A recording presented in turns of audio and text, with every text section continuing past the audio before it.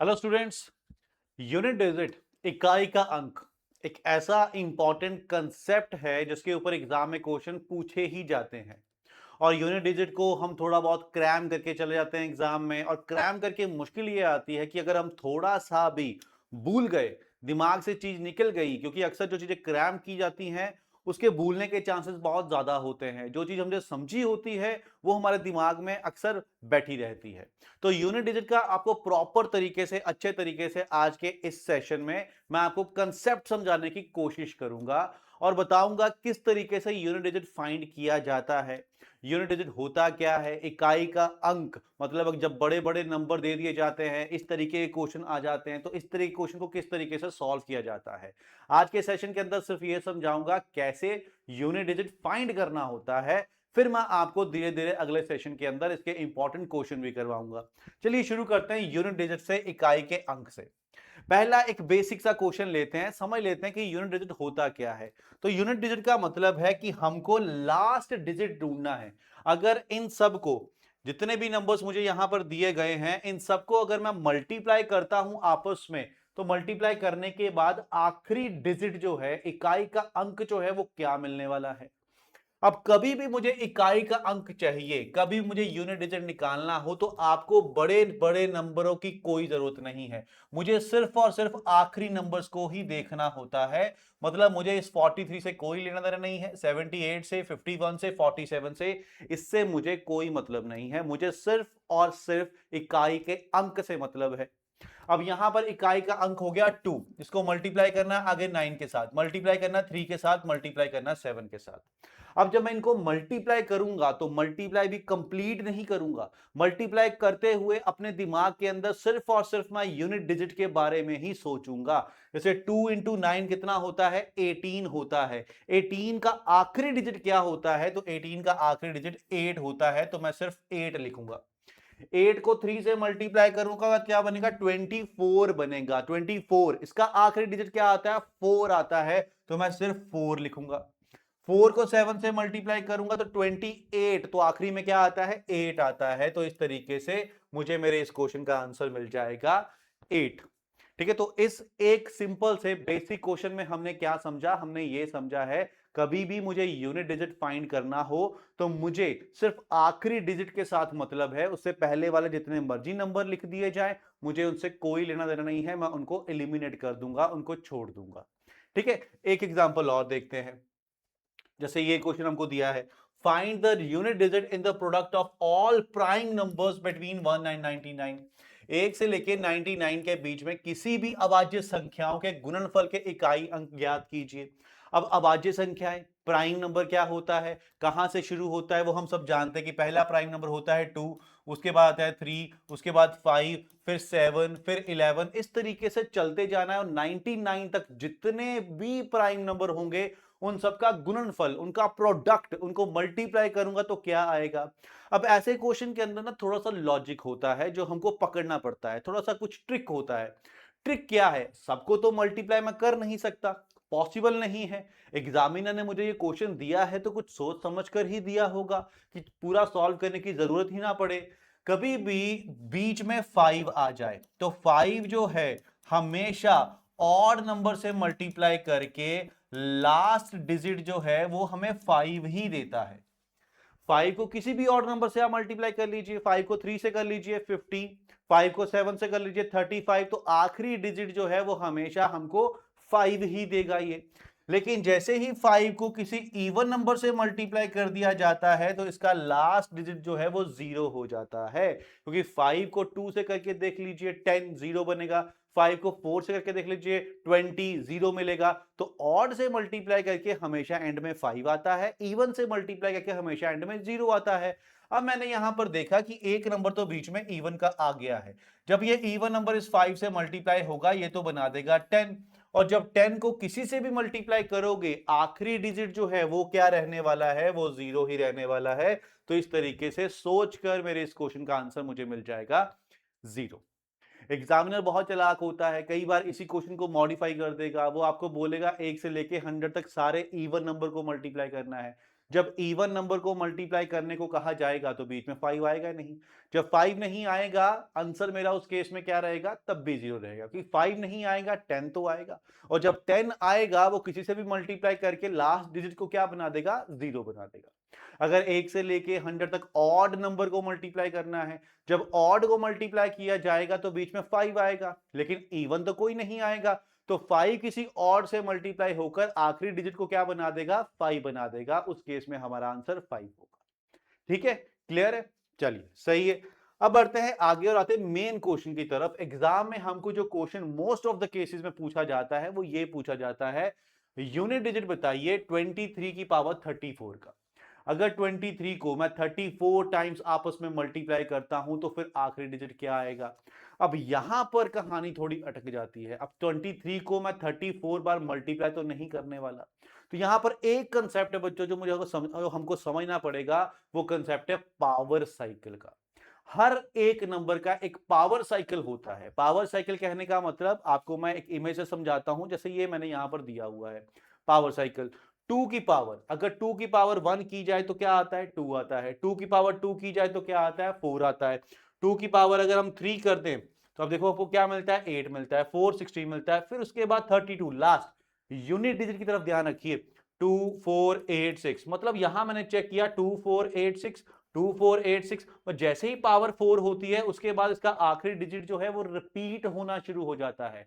तो इसका मतलब हम यहां पर यह कह सकते हैं कि 2 का जो पावर साइकिल है वो 4 है, कि पावर जैसे ही 4 होती है उसके बाद साइकिल रिपीट होना शुरू हो जाता है, मतलब फिर लास्ट वही आ जाता है, फिर 2 आएगा, फिर 4 आएगा, फिर 6 आएगा, इस तरीके से।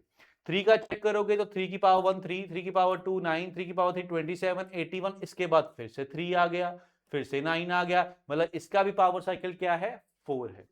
4 का पावर साइकिल देखोगे तो 4 6 4 6 4 6, मतलब 2 के बाद ये रिपीट होना शुरू हो जाता है। तो 4 का पावर साइकिल क्या है, हमारा 2 है।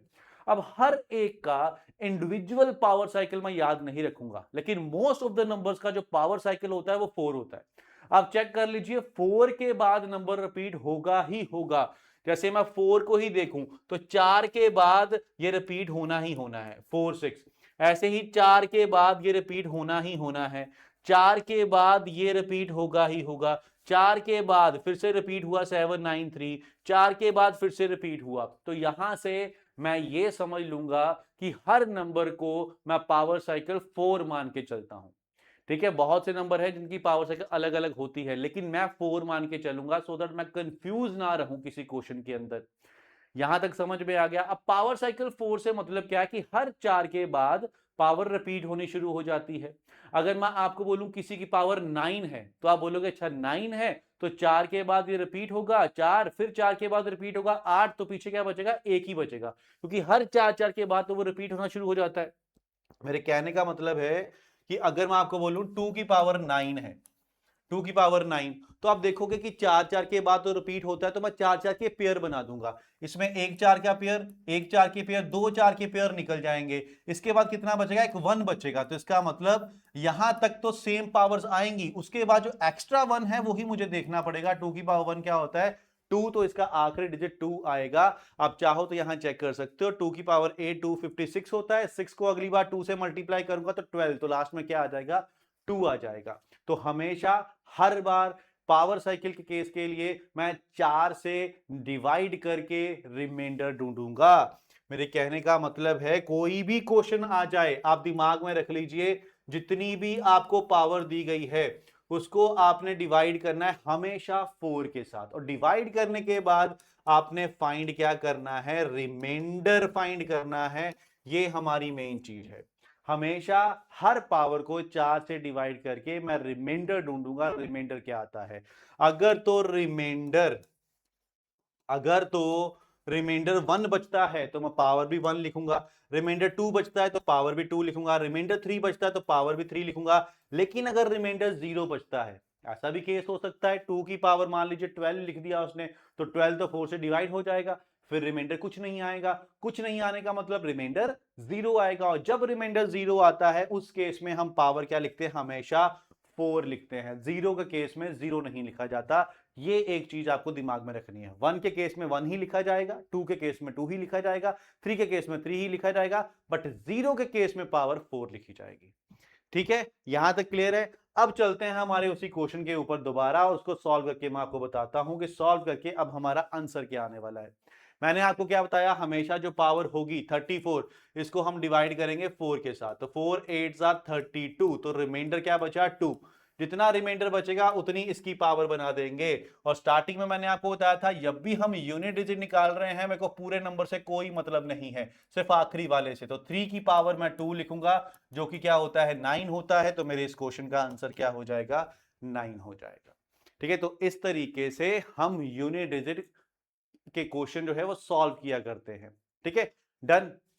थोड़ी सी चीजें और बता दूं मैं आपको कैलकुलेशन आसान करने के लिए। 3 नंबर आप दिमाग में रख लीजिए, 1 5 और 6। 1 5 और 6 में जो लास्ट डिजिट है, जो यूनिट डिजिट है, वो हमेशा ऑलवेज सेम रहता है। ये आप दिमाग में रख लीजिए, आपकी कैलकुलेशन को ये आसान बनाएगा। मतलब अगर तो यूनिट डिजिट 1 है तो उसकी जितनी मर्जी पावर कर दीजिए आपको 1 ही मिलने वाला है। जैसे 61 की पावर मान लीजिए 61 है, तो आखिरी अगर 1 है तो पावर से कोई लेना देना नहीं है, इसका आखिरी डिजिट सेम ही रहेगा, 1 का 1 ही रहेगा। ऐसे 5 के केस में होता है, 5 की जितनी मर्जी पावर कर दीजिए आखिरी क्या रहेगा 5 ही रहेगा। ऐसे ही 6 का होता है, 6 की जितनी मर्जी पावर कर दीजिए आखिरी डिजिट क्या रहेगा 6 ही रहेगा। तो ये 3 नंबर आप अपने दिमाग में रख लीजिए, क्योंकि इन तीनों में से कुछ आ गया तो फिर हमको ये सब करने की जरूरत नहीं पड़ेगी, सीधा सीधे मैं आंसर दे दूंगा, 1 का 1, 6 का 6, 5 का 5। ठीक है, चलिए आगे एक क्वेश्चन और देखते हैं सेम इस तरीके का। ये देखिए, ये मुझे दिया हुआ है, पूरे नंबर से मुझे कोई लेना देना नहीं है, पूरे नंबर से कोई मतलब नहीं है। यहां पर है मेरा 125। 4 का एक डिविजिबिलिटी रूल होता है, कभी भी चेक करना हो कोई नंबर 4 से कैंसिल होता है कि नहीं, तो पूरे नंबर को 4 से डिवाइड करने की जरूरत नहीं होती। आखिरी 2 डिजिट अगर आपके 4 से कैंसिल होते हैं तो पता चल जाता है कि वो नंबर 4 से डिवाइड होगा। तो मैं सिर्फ आखिरी के 2 डिजिट ही चेक करूंगा। तो 25 को 4 से डिवाइड करूंगा, दिमाग में भी सोच सकता हूं लेकिन आपको समझाने के लिए यहां पर लिख रहा हूं। तो रिमाइंडर क्या बचेगा 1, तो मैं यहां लिखूंगा 4 की पावर 1। ठीक है, उसके बाद यहां पर 64 को 4 से डिवाइड करो तो पूरा कैंसिल हो जाएगा, तो रिमाइंडर क्या आएगा 0। जब रिमाइंडर 0 आएगा तो उस केस में पावर क्या लिखी जाएगी 4 लिखी जाएगी। 4 की पावर 1 तो 4 ही हो जाएगा। 9 को 4 टाइम मल्टीप्लाई करेंगे। 9 के लिए भी मैं आपको एक रूल बता देता हूं कि 9 की पावर कभी भी ऑड होगी तो जो आखिरी डिजिट होगा, लास्ट डिजिट होगा, वो हमेशा 9 आएगा। अगर 9 की पावर इवन होगी तो जो आखिरी डिजिट है वो हमेशा 1 आएगा, क्योंकि 9 के केस में हमेशा यही 2 डिजिट आते हैं लास्ट में।